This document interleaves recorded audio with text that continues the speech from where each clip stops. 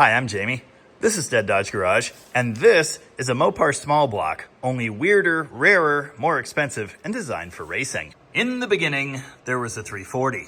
Actually, before that, there was a 273, but eventually there was a 340. The 340 proved to be a very good engine for street performance and also for racing. Brand new for 1968, the 340 engine had a bunch of features that made it a serious contender for racing efforts. For one thing, it has a gigantic bore at 4.03 inches, but that bore is coupled with a relatively short stroke. The underlying architecture of the 340 was exactly the same as the 273 and the 318, and those engines used a stroke of 3.31 inches. This results in an engine which is over square. That, of course, is a common feature of any muscle car type engine. Essentially, what this means is the dimension of the bore is much larger than the dimension of the stroke. To work with that larger bore, Chrysler also engineered a larger cylinder head. Now, when I say larger, it's physically the same, but the passageways, the ports, and the valves were all larger to accommodate that 340 cubic inch size.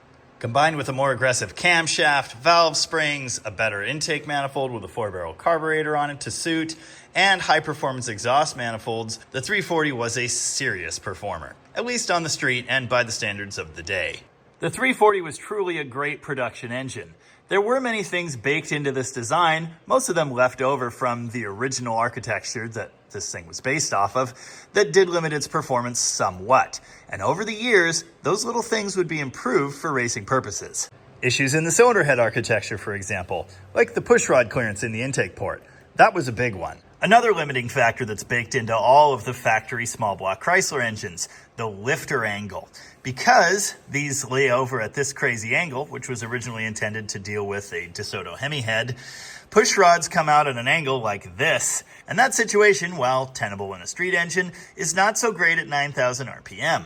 Now, as you probably know, the muscle car performance party ended in the 1970s, and the 340 was completely gone after 1973, only 2 short years after my 71 Demon was built. You might think that performance development at this engine stopped there in the 70s, but you would be wrong. Because although the performance street party did end in the 1970s, at least for a while, the racing did not.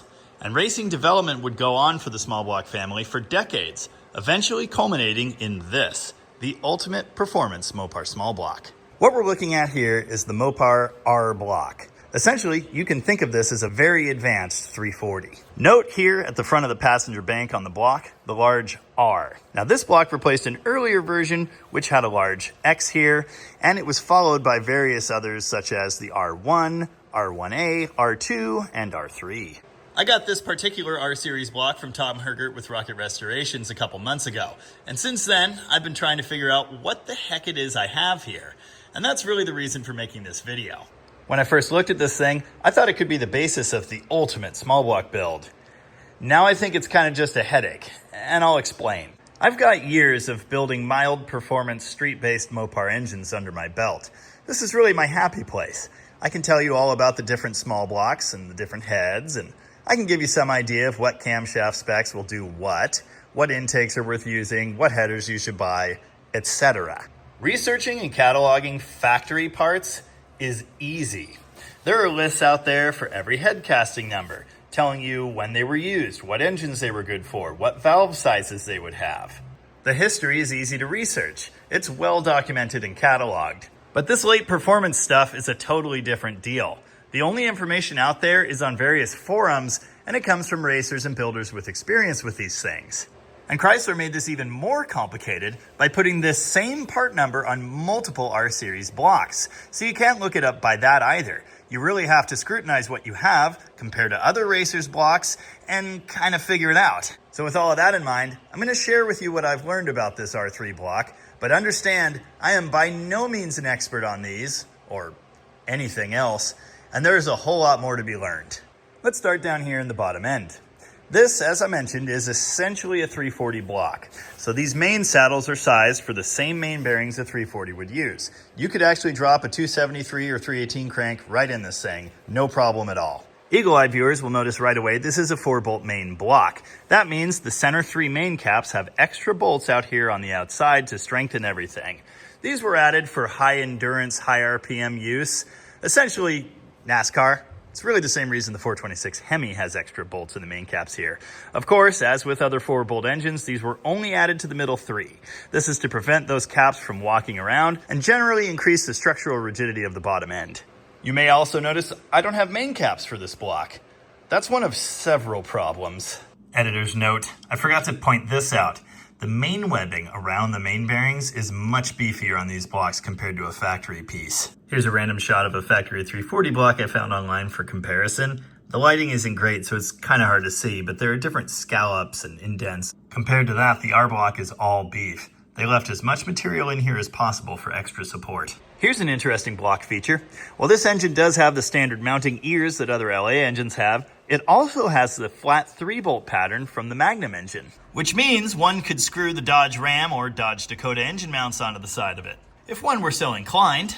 Other block features are largely the same. The bell housing, of course, the rear main seal area, the oil filter adapter mounting. It is the same as an LA engine, but I happen to know that various racers like to use a remote mount setup with this, or even a dry sump, because race car. So it's common to see this modified and these holes tapped for external lines. I suspect these main bearing oil passageways have been enlarged compared to the standard LA series. My ichrometer isn't exactly calibrated well enough to tell just by looking. Now up here at the top is where things get very interesting. The well-experienced LA engine builder will notice right away that things look different here. The most obvious thing is this flat area on the top of the block is actually a good bit narrower than a standard production LA block. And that is a hint explaining to you that the deck surface on this block has been lowered. I happen to have a 360 block handy, and it's got the same deck height as a production 340 or any other LA engine. Look at that deck compared to my thumb on this engine. And here's the R block. Apparently there are 3 different deck heights that were used on these things. The factory deck height found on a 340 and similar engines is apparently 9.58 inches. The shortest one is supposed to be 9.2. Now the deck height measurement goes from the deck mounting surface to the crank center line. And obviously it's really hard for me to do that accurately with a measuring tape, but you can kind of eyeball it there. Here's a close approximation of the same measurement on a 360 block. Again, this is extremely inaccurate. I'm just hoping to help illustrate the difference here. Right away, this shorter deck height creates all kinds of problems. You can't use a factory rod. If you were to put a 340 piston on a factory rod, well, it would be sticking out of the deck like half an inch. Cylinder head fitment. Here's a standard LA type cylinder head sitting on the R series block. Well, of course, when I say standard LA head, this is actually an early W2. I'm going to do a whole separate video about those at some point in the future. You can see the overhang right here. The cylinder head fitment is completely different. Essentially, the head is just moving this way toward the crankshaft, but as it does that, it moves away from the intake, and now we have a pretty serious intake alignment problem. There's another big reason that you can't use a standard head on this block, though, and it's the lifter angle. As I mentioned, on the 340 and other LA series engines, these lifters are sitting at a 59-degree angle. They're laid over pretty flat this way. That puts the pushrod at a goofy angle, necessitates a goofy rocker arm setup. In general, it's not at all a good design for high RPM, let alone sustained high RPM. There are 59-degree lifter versions of these blocks, but this one has the improved 48-degree lifter. As you can see, instead of laying over so far that way, it's almost at a 45-degree angle from the center line here. Again, the benefit of that for performance is huge because you've got almost a straight line from the camshaft up to the rocker arm, which factory LA engines never had. The flip side of that is there is no way on earth you will ever get that lifter setup to work with a factory type head. Here's a shot roughly straight down the exhaust pushrod hole. Look how far off of that bore it is. There's just no way.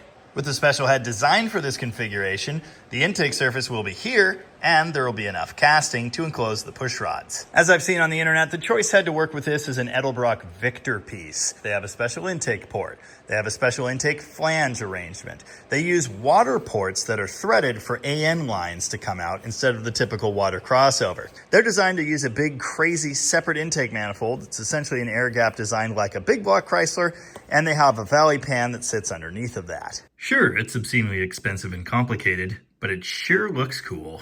You may have already noticed the timing cover mounting area is different. In fact, the upper 2 timing cover and water pump bolts just aren't there. Here's how the factory 340 timing cover compares.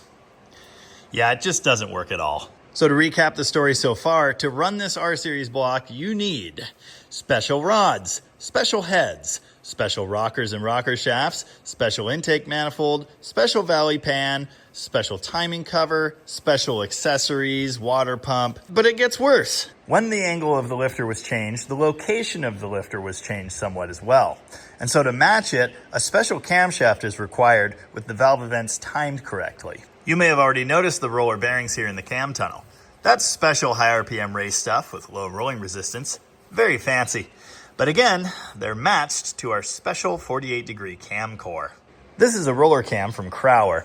It came in the same pile of parts as the block, these heads, my cracked Hemi, etc. I've inserted it carefully into these roller bearings and I got it yay far in. This will not pass the front roller because the dimension there is different. Your typical LA or Magnum camshaft, roller or flat tappet, is going to have special cam journals and special bearings to match them in all of the positions.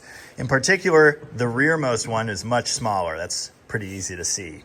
It looks like the roller bearings in the R-Series block are all the same size. And there again is important information to know. If you're looking at a 59-degree block, it may have the standard LA cam tunnel. These 48 degrees are all going to have the roller bearings, as I understand. Only certain companies have those special 48-degree cam cores to grind for you.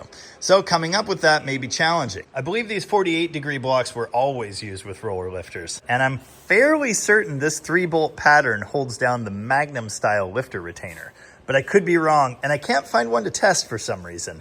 I used to have a bunch of those. Ooh, one other quick detail. Note, these lifter bores are not drilled into the oil galley at all. These would have been just splash oiled. You could have these drilled with a special fixture, and then you could use a hydraulic lifter. But this would have been solid only. Another interesting note, this version of the R block has the same number and configuration of head bolts as a standard LA, which is 4 bolts per cylinder. Later versions have provisions for fancy higher performance heads that have extra rows of bolts at the top and the bottom to improve sealing. The 4-bolt design was intended for lower power applications, and it was always a bit of a drawback on the LA series engine.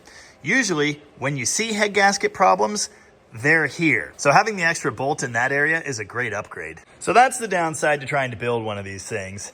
Not everything, but most everything that attaches to it is special and hard to find and expensive. The upside, of course, is ridiculous horsepower. That's the entire point of the exercise, really. Say you want 600 to 800 horsepower out of a Mopar small block. One of these is a good basis for doing that. Of course, builders realized long ago that it's much easier to start with factory stuff. And strokers are all the rage these days, which is why you get things like this.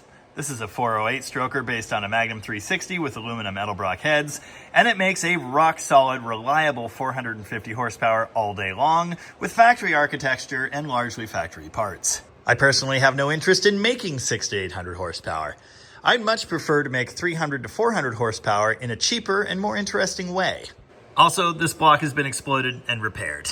Add to that the special main caps, which would have to be sourced, and then line bored to match the block.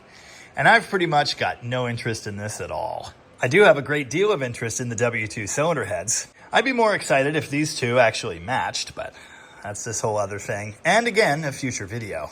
If you're trying to identify an R block you're looking at, the easy way to know if it's 48 degree or 59 degree, the casting in this area is totally different. There's a whole lot more meat and there's a much wider gap right here in the valley. Now again, and I can't say this enough, I am not an expert. There is so much to know about these, the different series generations of the R block, the X block, which I know nothing at all about, and I'm sure we'll be hearing from people that do know that stuff in the comments. I certainly welcome their input because I really want to know more about these things. Because I won't be building this thing, I really would like to rehome it. It's kind of just sitting in my way. If you're interested, perhaps you've got the necessary parts to put it together, or you're not afraid to spend a whole ton of money to make like 800 horsepower with a small block, or maybe you need a spare for your racing program, shoot me an email at deaddodgegarage@gmail.com and we'll hash out a reasonable price. In any case, hopefully you enjoyed seeing this thing and learning a little bit about the R series. There is so much more out there to know, but that's what I got for you today. Thank you very much for watching. And remember, if you don't have goals, how could you ever win a game of hockey?